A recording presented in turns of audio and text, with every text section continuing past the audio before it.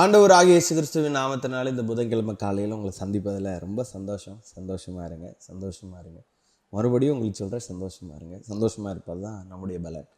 இன்றைக்கி என்ன பார்க்க போகிறோம், எந்த விதமான பயம் ஆசீர்வாதத்தை எடுத்து போடும் அப்படின்னு சொல்லி பார்க்க போகிறோம் அப்படின்னா, யாத்திராகமத்தின் புஸ்தகம் 14வது அதிகாரத்துடைய 10வது வசனம் இப்படியாய் சொல்லுகிறது.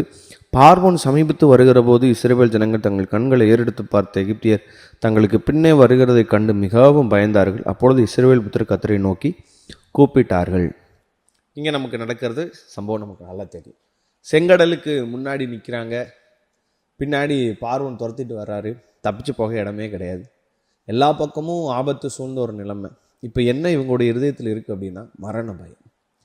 இவங்களுடைய வாழ்க்கையில் இப்போ என்ன சூழ்நிலை அப்படின்னா, நான் சாக போகிற ஒரு நிலைமை, இனி என் வாழ்க்கையில் ஒன்றுமே இல்லை அப்படின்னு சொல்லி ஒரு கடினமான சூழ்நிலையில். அதான் அங்கே நம்ம பின்னாடி நீங்கள் வாசிங்க அப்படின்னா, எகிப்தில் பிரேத குழிகள் இல்லைன்னு சொல்லியா எங்களை இங்கே கூட்டிகிட்டு வந்தீங்கன்னு மோச இடத்துல முறையிடுகிறத நம்ம பார்க்குறோம்.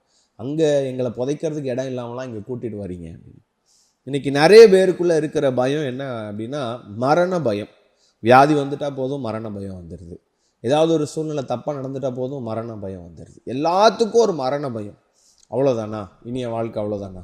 இன்றைக்கி நிறைய பேர் மனசில் ஒரு பிரச்சனை வந்துட்டால் உடனே நான் மறிச்சிடணும், நான் தற்கொலை செஞ்சிடணும். இப்படி சத்துருவானவன் விதைக்கிற ஒரு பயம் என்ன அப்படின்னா மரண பயம். இஸ்ரவேல் ஜனங்களுக்கு கடைசி வரைக்கும் இந்த மரண பயம் போகவே இல்லை. வனாந்தரத்தில் நடத்தினா அங்கேயும் ஒரு மரண பயம். தண்ணி இல்லாமல் செத்துருவோமோ, தாகத்தினால செத்துருவோம், இறைச்சி கிடைக்கலாம், இறைச்சி இல்லாமல் நாங்கள் செத்துருவோம் அப்படின்ற மாதிரி ஒரு மரண பயம் அவங்களுக்குள்ள ஓடிக்கிட்டே இருந்தனால அவங்களுடைய வாழ்க்கை என்ன ஆச்சு அப்படின்னா வனாந்திரத்தில் அவங்களுடைய மரணம் சம்பவித்தது.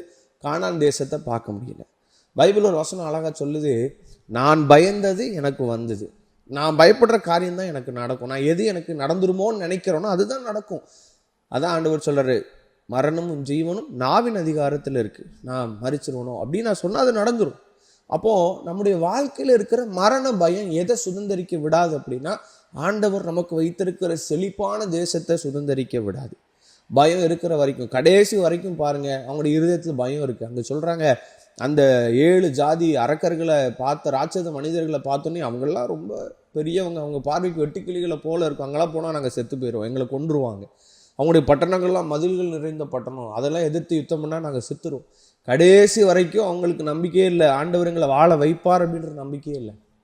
ஒருவேளை மரண பயத்தோடு இன்றைக்கி நீங்கள் இந்த செய்தியை கேட்டுட்டு இருப்பீங்கன்னு சொன்னால், தேவ பிள்ளையே, உங்களுடைய இருதயத்தில் இருக்கிற மரண பயத்தை எடுத்து போட்டுருங்க. ஒருவேளை சத்ரு உங்களுடைய இருதயத்தில் தற்கொலை பண்ணணும் அப்படின்ற எண்ணத்தை உங்களுடைய இருதயத்தில் தந்திருந்தான் அப்படின்னா அந்த எண்ணத்திலேருந்து இன்றைக்கி நீங்கள் விடுதலை ஆகணும்னு சொல்லி தான் ஆண்டவர் இன்றைக்கி உங்கள் கூட பேசிகிட்டு இருக்கிறார். உங்களுக்கு ஒரு கானான் தேசம் இருக்குது, ஒரு வாழ்க்கை இருக்குது, பாலும் தேனும் ஓடுகிற கானான் தேசம். நீங்கள் கட்டாத வீடு, நடாத தோட்டத்தை எல்லாம் ஆண்டவர் வச்சுருக்காரு. உங்களுடைய வாழ்க்கை நீங்கள் வாழ்வீங்க, சந்தோஷமாக இருப்பீங்க. இந்த மரண பயத்திலேருந்து நீங்கள் வெளியே வந்துட்டால் போதும். மரண பயம் இதெல்லாம் பார்க்க விடாது, வனாந்திரத்திலே உங்களோட வாழ்க்கையை முடிய போக பண்ணிடும். அதனால தேவ பிள்ளைங்களே, ஒருவேளை உங்களுக்குள்ள மரண பயம் இருந்தால் ஏசப்பாட்டை சொல்லுங்கள், ஆண்டவரே இந்த மரண பயத்துலேருந்து நீங்கள் விடுவீங்கன்னு சொல்லுங்கள். இன்றைக்கி உங்களை விடுவிச்சு இன்னையிலேருந்து உங்களுக்கு ஒரு வாழ்வை தருவதற்கு இந்த ஏசப்பா உண்மையுள்ளவராக இருக்கிறார். God bless you.